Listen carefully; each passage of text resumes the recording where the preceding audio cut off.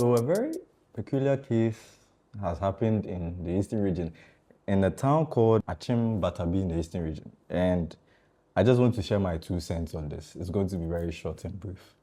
I glanced on this on GH1, and let me just read what they posted. So I read, 40-year-old Yao Nyaku, who allegedly attempted to rape a woman, has been killed by the victim's 28-year-old brother. The very first time I read this, I actually went to the comments and, some people were all against the guy.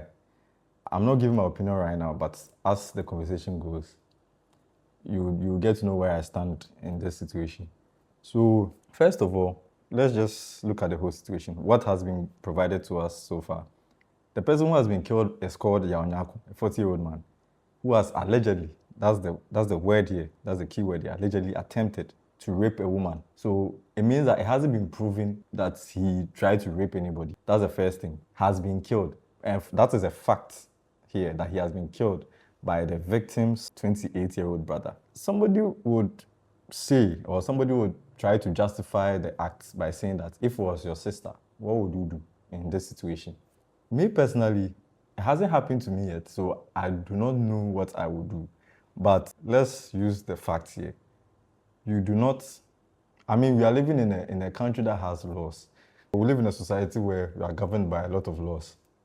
And you do not just get up and take these laws into your own hands and instill justice by yourself without going through the proper justice system. So this 28-year-old brother of the victim, he has dug his own grave, let me put it that way, in this situation. Because you do not kill somebody. You can't even defend this in the court because this is not even self-defense. So he's in a lot of trouble now, and I don't think anything can be done for him at this point. But that is just what I think.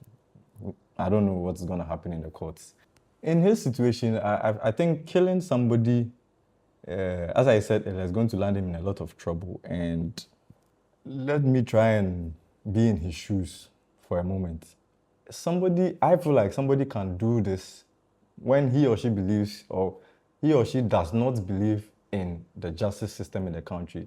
We've been here so many times where people have done things and they have, gotten away with it, which sometimes can frustrate people a lot, which will make them perform or do these kind of things. It's not justified. Don't get me wrong, it's not justified. But some people try to do things their own way because they believe that when it passes through the legal system, they may not get the judgments that they're looking for. I can refer back to the case of this KNUST couple where the boyfriend, unfortunately unalived his girlfriend.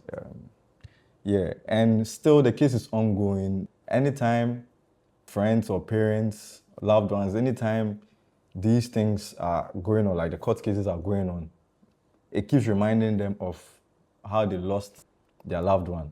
Because it's not quick, because everything shows that the boy did it, right? Yeah, everything shows. I don't know if there's some evidence that is saying otherwise, but to me and what I have seen so far, everything shows that he did it. So why is it taking so long? Why is the process so long? So some people can just take, the actions into their own hands and mess things up for themselves.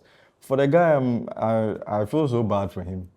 Yeah, he acted in a very, fine. He was trying to protect his sister, but this is not the way to do that. Yeah, you cannot take somebody's life. Trying to rape your sister, I'm not going to sit here and say that, oh, it is a lesser evil. So no. It's also not warranted. You cannot do that to another person. But you, as the brother, you shouldn't take the law into your hands to kill somebody. That's a stretch for me. And I feel like he has dug his own grave. This is the only information that I have so far concerning this whole situation. So we'll see. I'll be following the case to see how far it goes and what the judgment is going to be. I don't know what could have prevented this, to be honest. And a lot of information is not out there, so I don't want to say anything. Someone's like, so that is revenge satisfying? I don't know how he is feeling at the moment, but to me, I don't think revenge is satisfying because the harm has still been done, and in this situation, he is going to face a bigger penalty. Yes, he has been killed.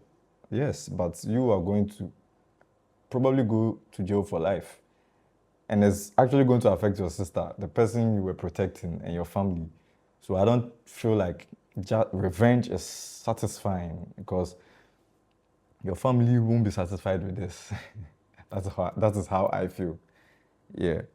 And now you've destroyed your family, his family, and it's just a terrible situation right now. I just hope